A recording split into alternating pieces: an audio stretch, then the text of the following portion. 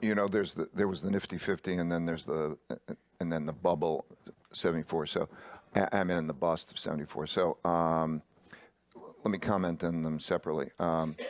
The Nifty 50 was a phenomenon that has repeated over and over and over again because it's the nature of the markets. So it would be the dot-com bubble of 1999, 2000, and it can, to some extent, be the lesson that might be relevant today, and that is the notion that there's a group of great stocks, and everybody sort of agrees that these are wonderful companies.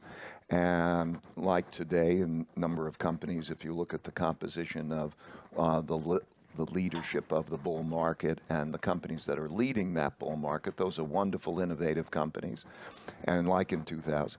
And so, but what the nature of the markets, of course, is that prices reflect the demand.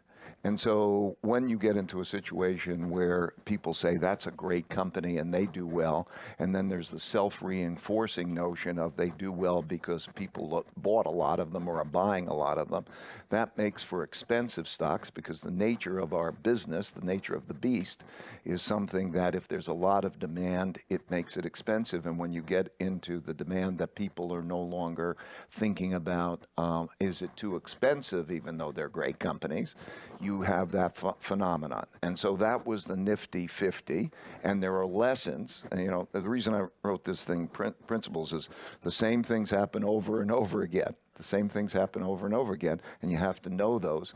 So that was what that phenomenon looks like. You know, to know that something that made you a lot of money might be more expensive, and, you know, it's when the naive money comes in and they buy it because it's good without thinking about how it's expensive. That was a Nifty 50. 1974 was also a good example of a time when, it was such a good example of that. Taking my caddying time, and I'm taking 1966 was the real dollar peak of the stock market, and 1974 was the bottom. And in and you were describing it, 1966, that time of caddying, everybody believed that the stock market was going to go up. It was, you know, just dollar cost averaging and so on. And then, of course, it went down. 1974, as you point out, was exactly the opposite. Everybody believed that it was going to go down. The last thing in the world that you should go is buy a stock, and that was the exact bottom.